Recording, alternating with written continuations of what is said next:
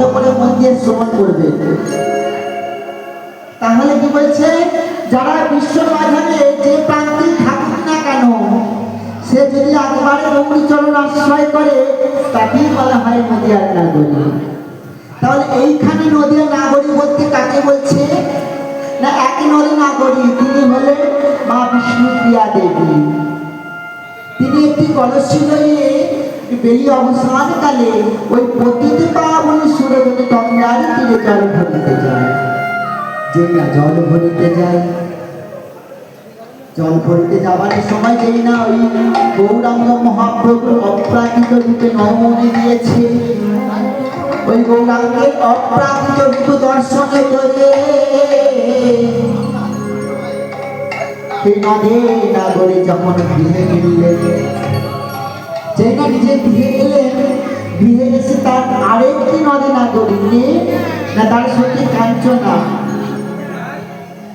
তার সখী কাঞ্চনাকে বলছে, কাঞ্চনা জানিস আমি ওই বেলি অবসানকালে সুরজনে গঙ্গায় জল ভরতে গিয়ে আমার গৌরাঙ্গের অপরূপ রূপ দর্শন করলাম। জানিস সে কি সুন্দর অপরূপ রূপ, জানিস আমার কি মনে হয় জানিস, সেই রূপের সাথে মনে হয় এই ত্রিভুবনের ত্রিজগতে কারোর সাথে রূপের তুলনা হয় না। যেই না বললো অমনি কাঞ্চনা বলল, বিষ্ণুপ্রিয়া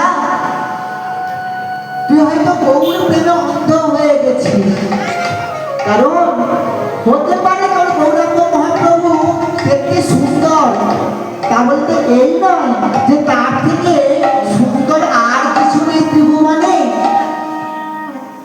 তখন বিষ্ণুপ্রিয়া বলছে, কাঞ্চনা তোর যদি মনে হয় যে আমার গৌরহরির থেকে আরো রূপবান সুন্দর বস্তু ত্রিভুবনে কোথাও আছে, তাহলে তার বর্ণনা দে, আমি তোকে তার সাথে আমার গৌরাঙ্গ মহাপ্রভুর রূপের তুলনা করে দেখাবো। তখন কাঞ্চনা একটি একটি করে রূপের বর্ণনা দিচ্ছে, একটি একটি করে সেই বর্ণনা দিচ্ছে, আর বিষ্ণুপ্রিয়া দেবী তার সাথে তুলনা করছে। প্রথমে কার কথা বললো, দমনরুচি দর্শনে দামিনী দাম। ওমা দামিনী শব্দের অর্থ কি? দামিনী শব্দের অর্থ কি? দামিনী শব্দের অর্থ হচ্ছে বিদ্যুৎ। আমার বিদ্যুৎ দেখেছেন?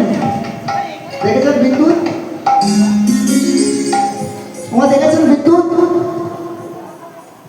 একটা মা দেখেছে, তাই কান নাড়াচ্ছে, বাকি কেউ দেখেনি। ওই মেঘাচ্ছন্ন আকাশে যখন বিদ্যুৎ চমকায়, যখন বিদ্যুৎ চমকায় আপনারা কি করে? ওই বাড়িটা সম্পর্ধনে করেন না, যাতে ভেঙে যায়, এখানে চমকায় মেঘটাকে। বলছে ওই মেঘাচ্ছন্ন আকাশে যখন বিদ্যুৎ চমকায়, সে বিদ্যুতের আলো এই ত্রিভুবনকে হয়তো তাৎক্ষণিকের জন্য আলোকিত করে, কিন্তু আমার গৌরহরি তার যে রূপের আলো কোন ভক্তি হৃদয় আকাশে যদি একবার অবতীর্ণ হয়, তাহলে চিরতরেরই জন্য রয়ে যায়। শুধু তাই নয়, ওই বিদ্যুৎ যদি কোনো বস্তুর উপর পড়ে, কোনো প্রাণীর উপরে পড়ে, তাহলে কি হয়? কি হয়? সে মারা যায়, প্রাণ ত্যাগ করে, তাই না? তার প্রাণ হারা হতে হয়।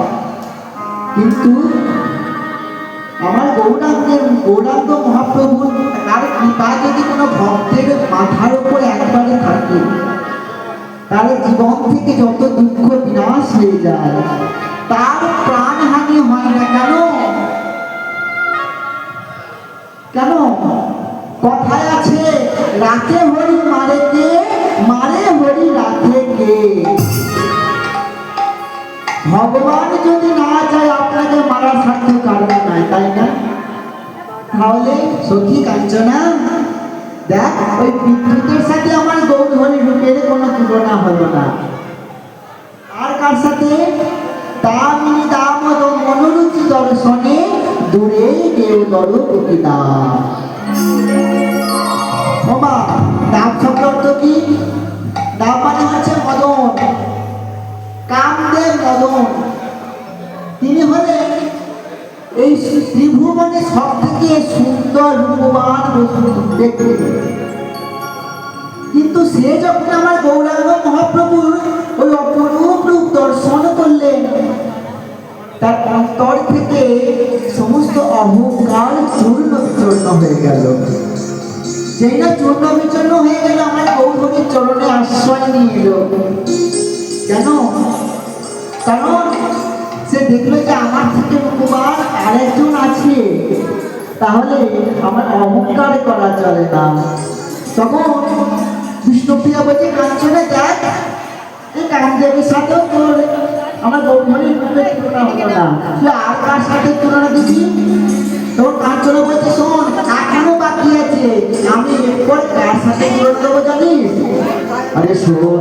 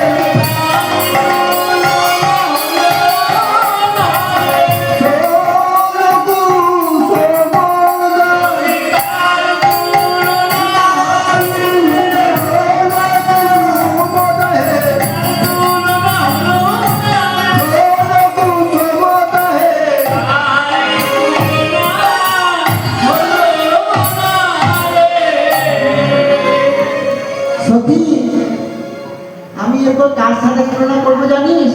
ওই সোন কুসুম, আমি সোন ফুলের সাথে তুলনা করলাম। আমার সোন ফুল দেখেছেন? দেখেন কি? হ্যাঁ দেখেছেন? আমার পেছনের দিকে মায়েরা সোন ফুল দেখেছেন? মুখ করে কারো আমি কোথায় দেখেছি না দেখে তোকে কেন বলি? দেখেছেন সোন ফুল? সোন ফুল দেখবে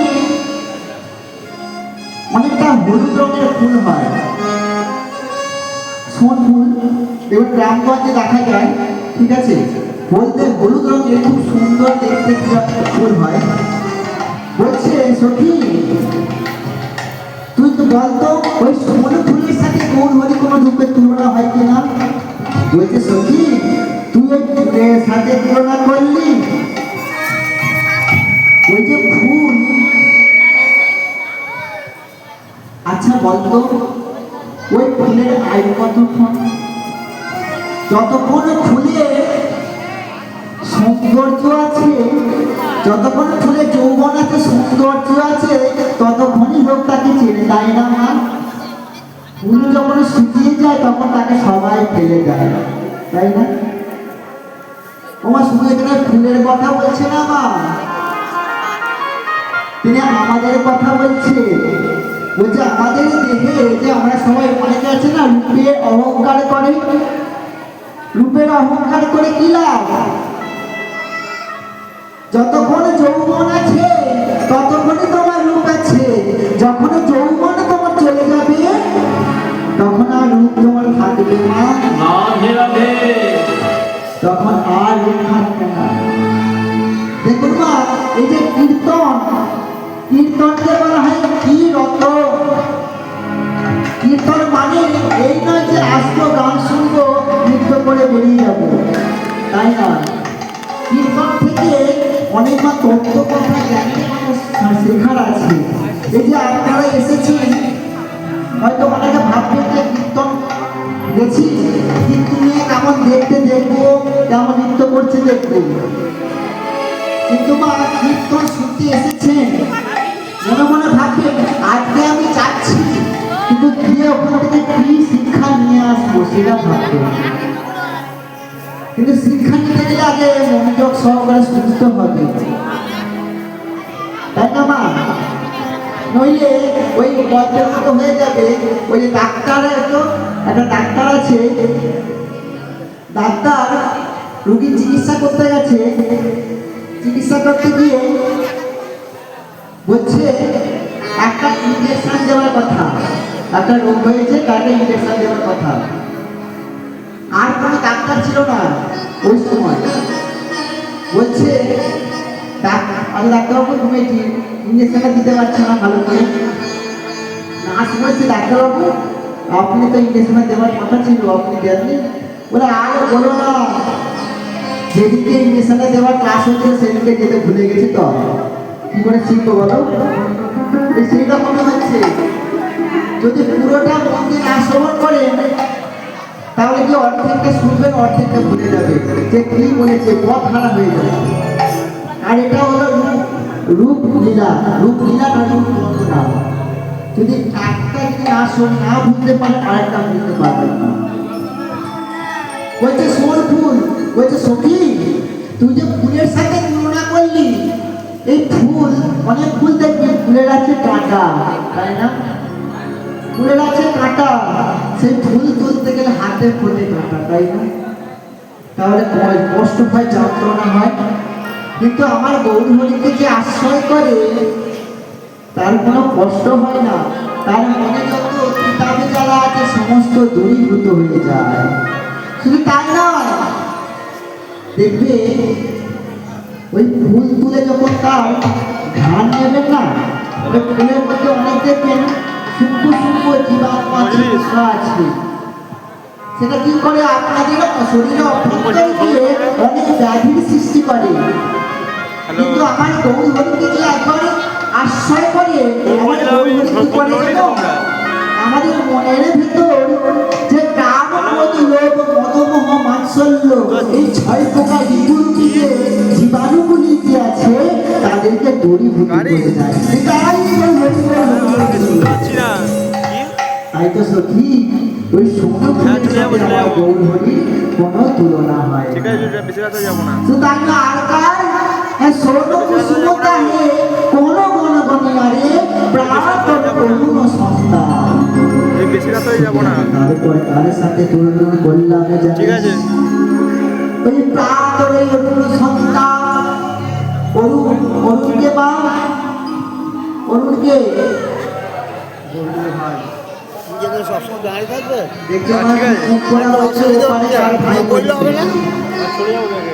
আবার পরে একটু আসবে,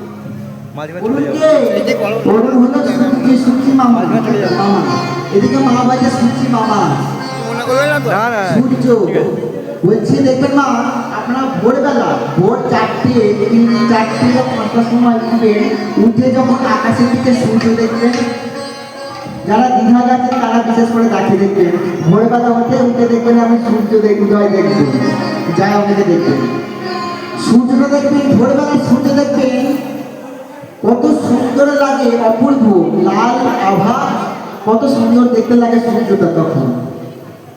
কিন্তু প্রভাতকালে সূর্য দেখতে তেমন সুন্দর হয় না কেন, সেটা যখন মধ্যাহ্নকালে যায় তখন কি হয় মা, সূর্যের প্রখর তাপে আমাদের দেহ যেন ঝলসে যায় না মনে হয়, কত কষ্ট হয়।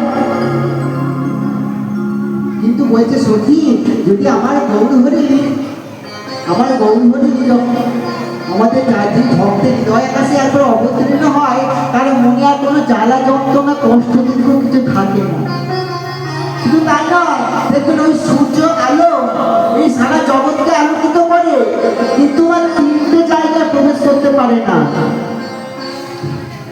ওই সূর্যের আলো সারা জগৎকে আলোকিত করে, কিন্তু তিনটি জায়গায় প্রবেশ করতে পারে না। কোথায়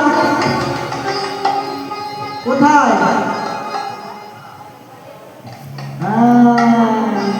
এদিকে মায়েরা জানে কোথায় না, ঘরের কোণে, এক হচ্ছে বনে, দেখবেন ঘন জঙ্গলের মধ্যে দেখবেন সূর্য আলো প্রবেশ করতে পারে না। আর একটা হচ্ছে আমাদের মনের ভিতর, তাই না? কিন্তু আমার গৌরহরিকে যে চরণে আশ্রয় করে, তাকে মা আপনি যেখানেই যান না কেন ভগবানকে ঠিক পাবেন। সে আপনি মনে জঙ্গলে গিয়ে গৌর চরণ আশ্রয় করুন, ভজনা করুন, ঘরের মনে বসে করুন, বা নিজের মনে মনে করুন। কিন্তু বলছে একটি শর্ত, সমস্ত অহংকার দূরীভূত করে, এই জগতিক চিন্তা দূরীভূত করে, সমস্ত সর্বস্ব আত্মসমর্পণ করে গৌর চরণে আসে, নয়ন দিয়ে দুটোটা নয়না বাড়িতে হার গৌর গোবিন্দ বলে ডাকতে হবে। কারণ ভগবান বলেছে আমি দুটি বস্তু সহ্য করতে পারি না, এক হচ্ছে ভক্তের অহংকার, আর দুই হচ্ছে ভক্তের নয়নে। যদি কোনো ভক্ত একবারে নয়ন বাড়ি দিয়ে একবার হা গৌর গোবিন্দ বলে ডাকতে পারে, সে তুমি যেখানেই থাকুক না কেন, রণে বনে জঙ্গলে তুমি যেখানে থাকো না কেন, ভগবান তোমার কাছে এসে উপস্থিত হবে। তাই তো সত্যি খাচ্ছ না, ওই অরূপের সাথে আমার গৌরহরি রূপের কোনো তুলনা হলো না। বলবন সত্যি আর কার সাথে তুলনা দেবি? বলে কৃষ্ণপ্রিয়া শোন, এখনো আরো অনেক কিছু বাকি আছে, আমি কার সাথে তুলনা দেবো জানিস? অবহেরি সুদা করো মুরচি চরণ তলে, হেরি সুধা করো মুরচি চরণ তলে, হেরি সুধা করো মুরচি চরণ তলে, হেরি সুধা করো মুরচি চরণ তলে, প্রভু দশে লক্ষ রূপ ধরি, প্রভু দশে লক্ষ রূপ ধরি, আরে প্রভু দশে লক্ষ রূপ ধরি, অরুণতন করুক ধরে, দশকে রূপ ধরেছে, দশকে রূপ ধরেছে, নীল বাগান চন্দ্র শশী, দশকে রূপ ধরেছে, ওই নীল বাগান চন্দ্র শশী, দশকে রূপ ধরেছে,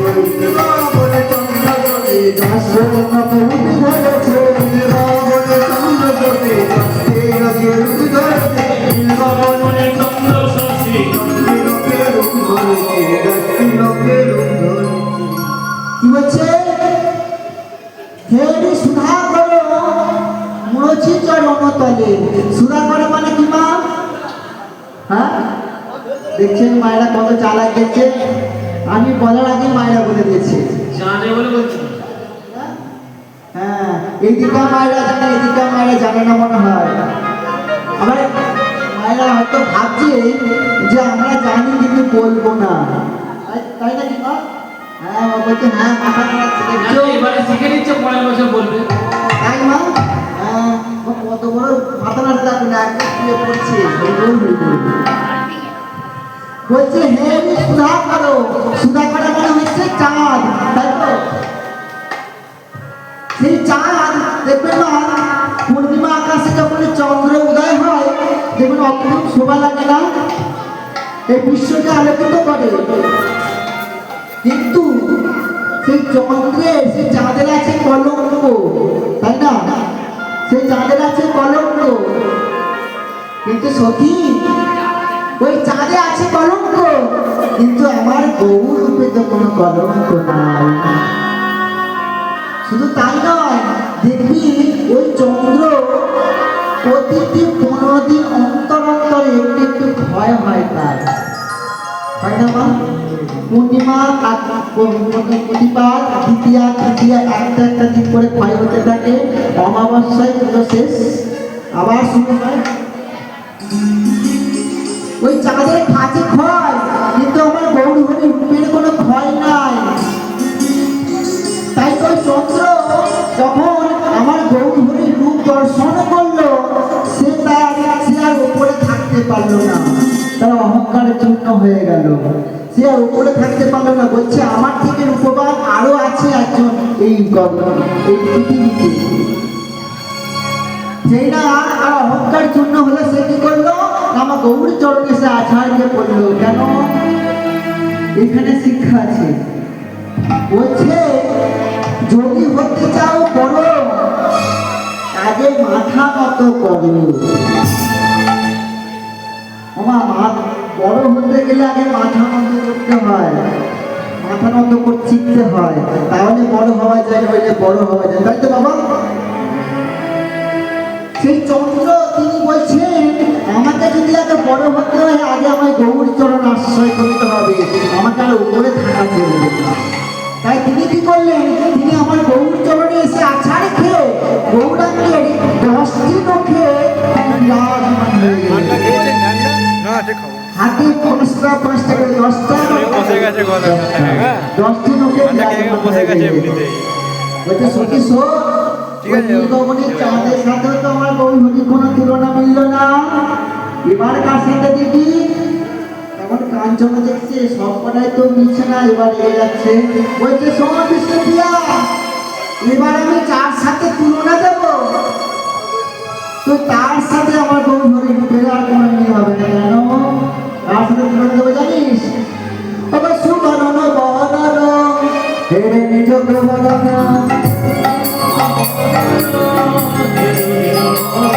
আর সুবর্ণ বদন হেরে নিজ বদন, আর সুবর্ণ বদন হেরে নিজ বদন, সুবর্ণ বদন হেরে নিজ বদন, পাপিয়া পুর মনস্তাতে, পাপিয়া পুর মনস্তাতে, মানিয়া আপনে মনস্তাতে, মানিয়া আপনে মনস্তাতে। সুবর্ণ বর্ণ, আমার সুবর্ণ মানে কি? সুবর্ণটা আপনাদের বলতে হবে, নাহলে আপনাদের নারী যেমন বৃথা। সুবর্ণ মানে হচ্ছে সোনা। সোনা পড়ে? কে কে পড়ে না হাত তুলুন। ওই যে মুকুট আমরা সবাই পড়ি, তাই তো? হ্যাঁ, সবাই পড়ে না? একদম। মায়েদের সোনা ভালো লাগে না সেটাই বলা যায়, সোনা সবারই ভালো লাগে, তাই না? হ্যাঁ,